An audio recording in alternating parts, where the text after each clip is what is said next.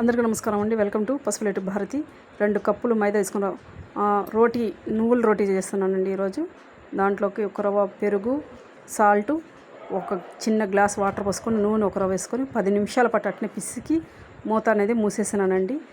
మళ్ళీ వచ్చి పనగంటాకు తాలింపు చేద్దామని స్టవ్ వెలిగించి పెనం పెట్టేసి నూనె పోసి కాసంత ఆవాలు వేసినానండి.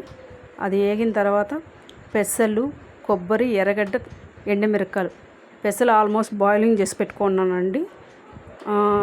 ఆవాలు వేగిన తర్వాత ఎర్రగడ్డ అనేది వేసుకున్నానండి. వేసుకొని దాంట్లోనే మళ్ళీ ఎండుమిరపకాయలు వేసుకున్నానండి. ఈ ఏగుతా ఉండే దాంట్లోనే మళ్ళీ ఉప్పు అనేది ఒక రవ్వ వేసుకుంటే మెత్తబడతాయి. మెత్తబడిన తర్వాత పొడగంటాకు కట్ చేసుకొని కడుక్కొని పెట్టుకున్నానండి. అది కూడా వేసానండి.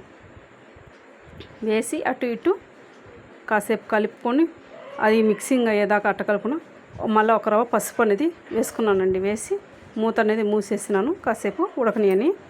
తర్వాత కలుపుకుంటూనే ఉండాలండి. ఆ నీళ్ళన్నీ ఇంకిపోతాయి, నీకు మెత్తపడుతుంది. తర్వాత పెసలు, కొబ్బరి అనేది ఉన్నాయి కానీ అది లాస్ట్లో వేసుకొని మళ్ళీ ఒక 5 నిమిషాలు సిమ్లోనే పెట్టుకున్నానండి. సిమ్లో పెట్టిన తర్వాత అయిపోయిందండి. ఈరోజు మా ఇంట్లో అన్నం చేశాను.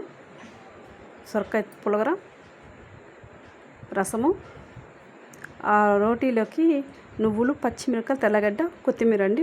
అదంతా మిక్సింగ్ చేసుకొని ఆ రోటీ మీద వేసి రుద్దుకున్నానండి. రుద్దుకొని అది కూడా పెనం పెట్టుకొని కాల్చుకున్నానండి. కాల్చిన తర్వాత మళ్ళీ ఒకసారి చూపించలేదు, అది చూపిస్తున్నానండి. కాల్చుకొని టేస్ట్ ఎట్టుందంటే సూపర్గా ఉందండి. ఎంత బాగుందంటే అంత బాగుంది. కాస్తంత నెయ్యి కూడా వేసుకొని కాల్చుకోవచ్చండి. ఇది 1 సైడే వేస్తానండి, 2 సైడ్ కాదు. ప్లీజ్ సబ్స్క్రైబ్ చేసుకోండి. బాయ్, ఉంటానండి.